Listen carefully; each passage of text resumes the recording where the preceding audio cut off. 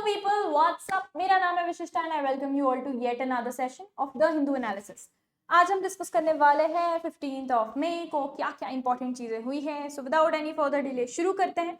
तो सबसे पहले तो भाई बीएसएफ बॉर्डर सिक्योरिटी फोर्सेस का एक जवान जो डिटेन कर लिया गया था by Pakistan, rather Pakistan Rangers, he has finally been released. तो इसमें बहुत ज्यादा डिटेल में अपने एग्जाम पॉइंट ऑफ व्यू से इंपॉर्टेंट नहीं है बट नेशनल अफेयर्स के पॉइंट ऑफ व्यू से इंपॉर्टेंट है, आपको खबर होनी चाहिए. तो आइए फटाफट से रीड कर लेते हैं.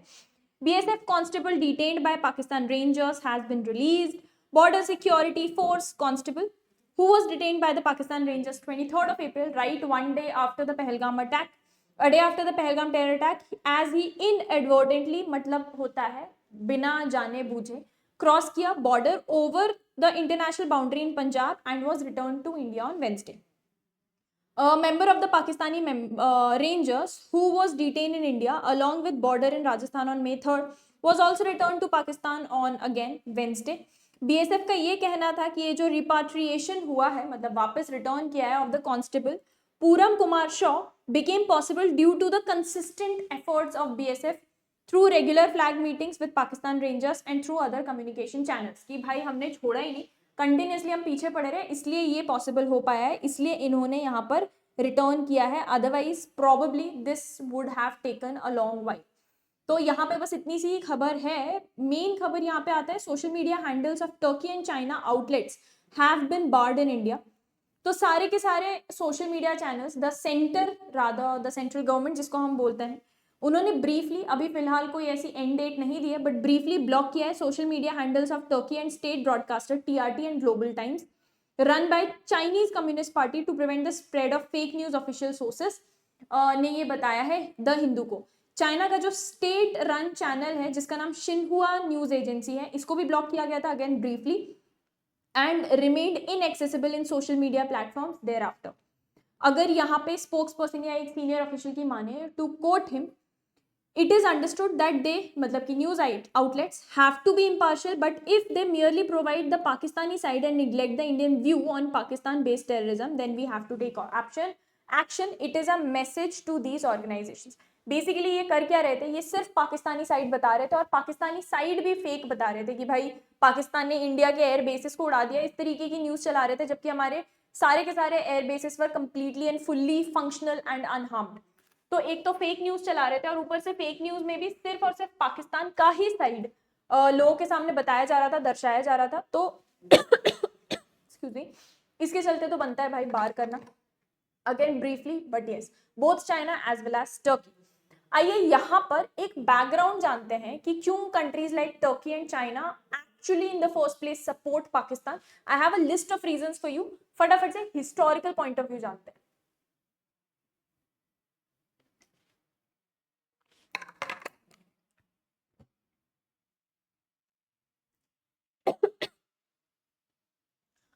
सो सबसे पहले स्टार्ट करते हैं टर्की की बात से. जो रिलेशनशिप एग्जिस्ट करता है टर्की, जो रिलेशनशिप एग्जिस्ट करता है टर्की और पाकिस्तान के बीच में,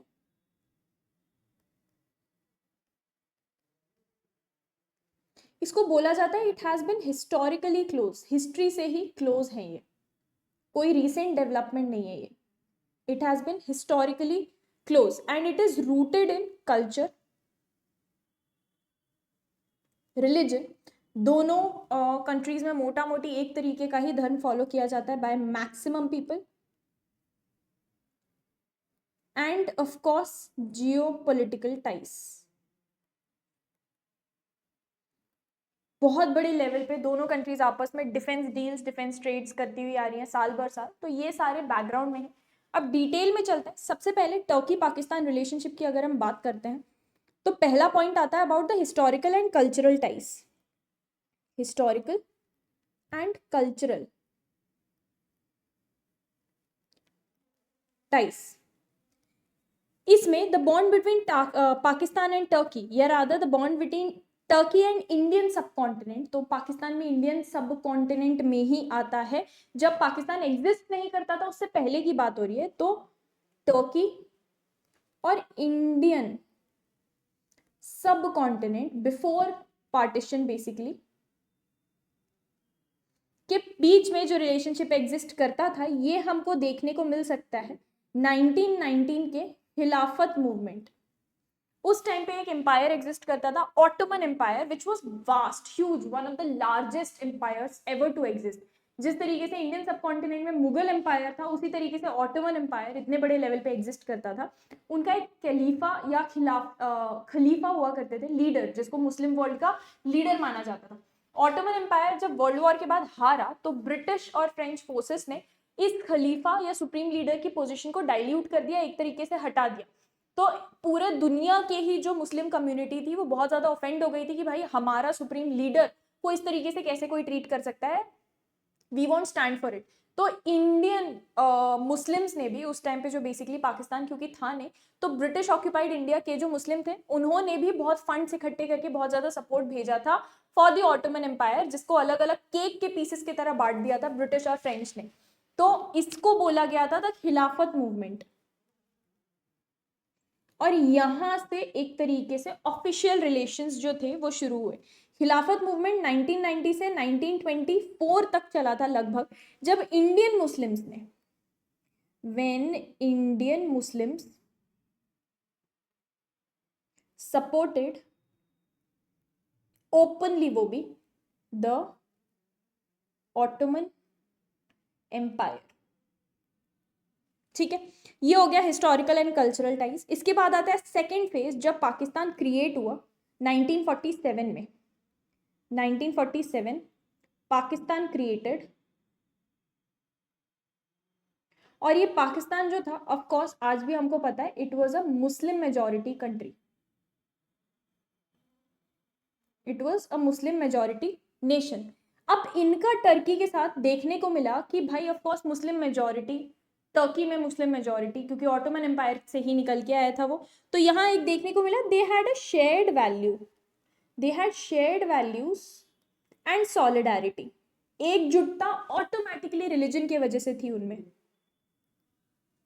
on Islamic causes.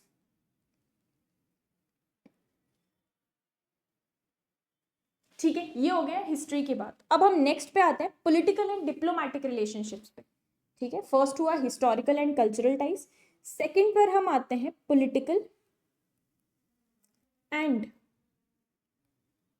Diplomatic cooperation. Okay, political and diplomatic cooperation की अगर हम बात करते हैं, तो the bond between Pakistan and Turkey, यहाँ हमको देखने को मिलता है they support each other on a lot of की इंटरनेशनल इशूज, एक दूसरे को हमेशा से सपोर्ट करते हुए हैं, और खासतौर पर टर्की पाकिस्तान को तो स्पेशली सपोर्ट करते हुए है। जैसे कि टर्की ने सपोर्ट किया है, खुल्लम खुल्ला सपोर्ट किया है, इवन यूएन में भी इंडिया के अगेंस्ट जाते हुए सपोर्ट किया है पाकिस्तान को ऑन द कश्मीर इशू। पहली चीज। दूसरा, पाकिस्तान ने टर्की को सपोर्ट प्रोवाइड किया है on the issue of Cyprus या कर्डिश इशू जिसको बोला जाता है, और उनकी जो रीजनल पॉलिसीज टर्की बनाती है, जो काफी ज्यादा विवाद या कंट्रोवर्सी में रहती है, उसको पाकिस्तान ने काफी बार सपोर्ट किया है। तीसरे अगर हम टाइज पे देखें, तो एक बहुत ही बड़ा इनका रिलेशनशिप एग्जिस्ट करता है in terms of military and defence coordination या कोलैबोरेशन, एंड डिफेंस कोलैबोरेशन। ठीक है, सो बहुत स्ट्रॉन्ग मिलिट्री टाइज एग्जिस्ट करते हैं। कैसे पता चलता है? एक तो ट्रेड बहुत बड़े लेवल पे होता है दोनों कंट्रीज के बीच में इन केस ऑफ डिफेंस, और दूसरा आपस में बहुत सारी बाइलेटरल एक्सरसाइजेस, मिलिट्री एक्सरसाइजेस भी रेगुलरली ये कंडक्ट करते रहते हैं, तो दे have strong military ties.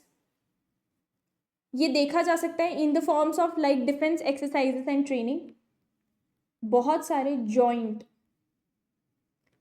Defence exercises conduct करते हैं, ट्रेनिंग कंडक्ट करते हैं। दूसरा, पाकिस्तान बहुत बड़े लेवल पे बाय करता है डिफेंस इक्विपमेंट फ्रॉम टर्की। अब इन इक्विपमेंट्स में आ जाती हैं चीजें बड़ी से बड़ी शिप से लेकर छोटी से छोटी चीज ड्रोन्स तक, सब कुछ ऑलमोस्ट पाकिस्तान टर्की से बाय करता है या खरीदता है। अच्छा, पाकिस्तान ने यहाँ पे क्या किया है, आपको लगेगा वन साइडेड है, बट काफी बैलेंस्ड है ये। पाकिस्तान ने टर्की को हेल्प किया था इन ट्रेनिंग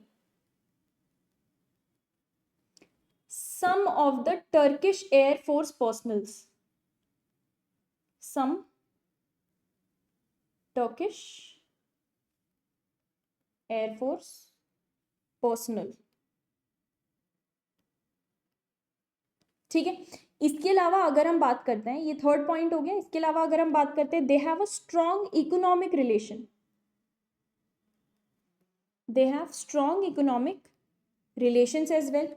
ट्रेड मॉडेस्ट है, बहुत ज्यादा बड़े लेवल पे बिलियंस ट्रिलियंस में नहीं होता, but it still exist and it keeps on growing. उसके अलावा अपना economic cooperation continuously they try to elaborate and grow. ठीक है, नेक्स्ट लास्ट पॉइंट आ जाता है भाई पब्लिक सेंटिमेंट।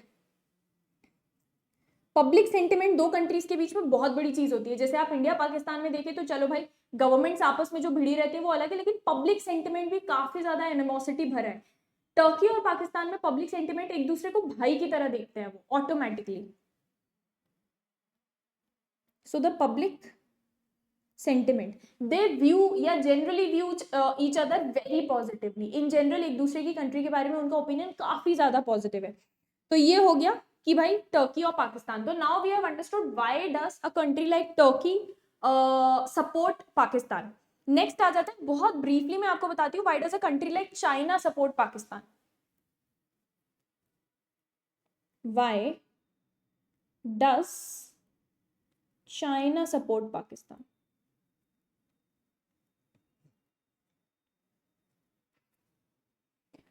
अगर अब हम इसकी बात करें तो सबसे पहले तो चाइना के ना कुछ ऐसे भाईचारे वाला रिलेशन नहीं है। चाइना इज बहुत अ चंट कंट्री, जिसको बोला जाता है ना चंट इंसान, मतलब उसको जहां अपना फायदा दिख रहा है वहां जाएंगे, जहां फायदा नहीं दिख रहा वहां से एकदम गायब हो जाएंगे।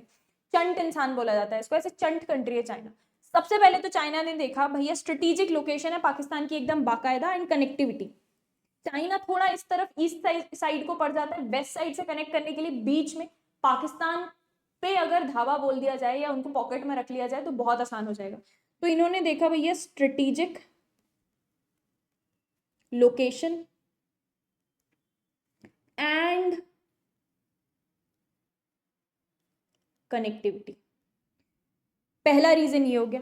पाकिस्तान चाइना को एक्सेस देता है, Pakistan gives access to China to the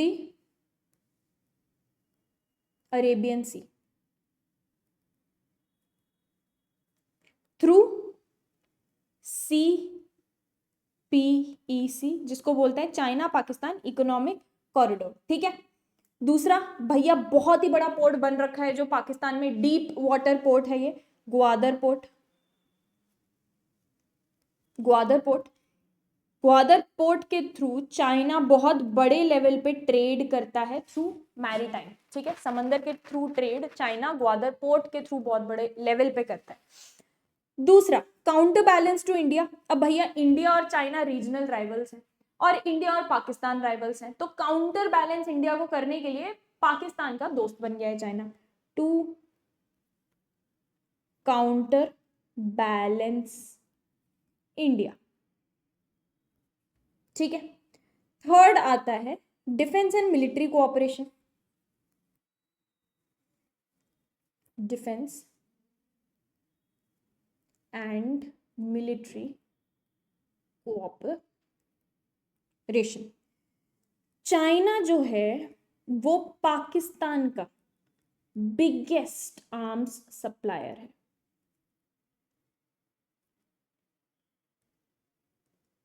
ए, और दूसरा आपस में मिलिट्री टेक्नोलॉजी को लेकर, मिलिट्री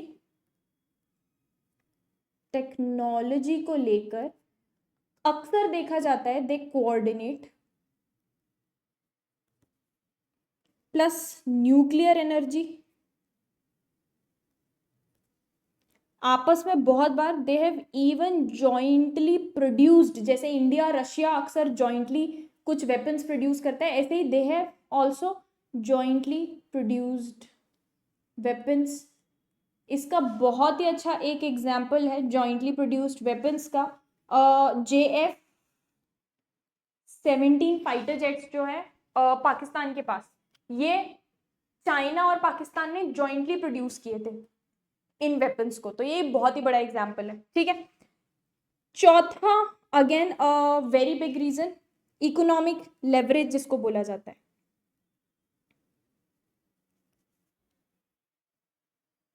अब पाकिस्तान क्या है, Pakistan depends heavily on China. China के लोन्स, इन्वेस्टमेंट पाकिस्तान में ना आए तो वो मतलब 2 रात सरवाइव ना कर पाए शायद से। हेविली डिपेंड करते हैं on Chinese loans and investment. इससे क्या होता है, अब आप इमेजिन करो आपने किसी एक दोस्त को इतना अपने कर्ज तले दबा दिया है कि आप जो बोलो ऑलमोस्ट हर एक वो चीज,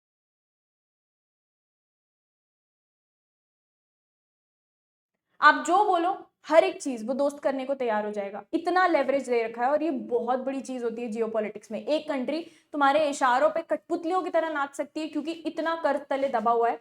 चाइना अक्सर देखा जाता है कि कंट्रीज के साथ इस तरीके का बिहेवियर करता है, लोन्स देके बहुत हेवीली उस कंट्री में इन्वेस्ट करके, खासतौर पे अगर उनकी इकोनॉमिक कंडीशन खराब है तो, ताकि इस इकोनॉमिक टाई को एज अ लेवरेज यूज कर पाए later on that country, even to influence their political situation.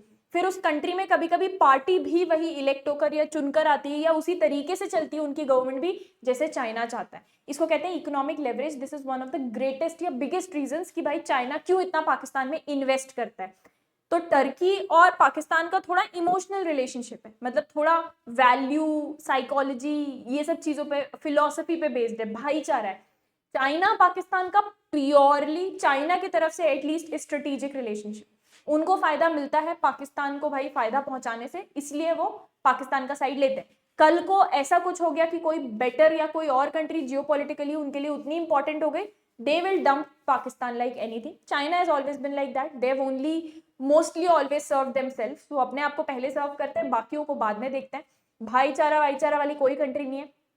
Probably अगर आपने स्पीच देखी होगी जो पाकिस्तान के प्राइम मिनिस्टर ने दी थी आफ्टर द सीज फायर, जिसमें वो आधे घंटे तक तो थैंक यू ही कर रहे थे बाकी सारे कंट्रीज के, मेरे ये भाई, मेरे वो भाई करके। यू मस्ट हैव नोटिस्ड कि आपने उन्होंने बोला था my friend mister Xi Jinping, not my brother. So yes, he is not a brother, he is just a friend who is there in your tough times because it serves them well. And that is the relationship of China and Pakistan and Turkey and Pakistan. Now I hope mostly बहुत detail में, I hope it's clear to you कि भाई क्यों इस तरीके से countries Pakistan को support करती हैं इन द फर्स्ट प्लेस, ठीक है। नेक्स्ट जो हम डिस्कस करेंगे 16th का न्यूज़पेपर, 16th और 17th दोनों का ही मैं कल अपलोड कर दूंगी। सो 16th एंड 17th प्रॉब्ली अलग अलग वीडियोज में मैं अपलोड करूंगी, 2 अलग अलग पार्ट्स में मैं अपलोड करूंगी। So with that I will see you guys again tomorrow. Thank you all for joining me in today's session. This is Vishishta signing off.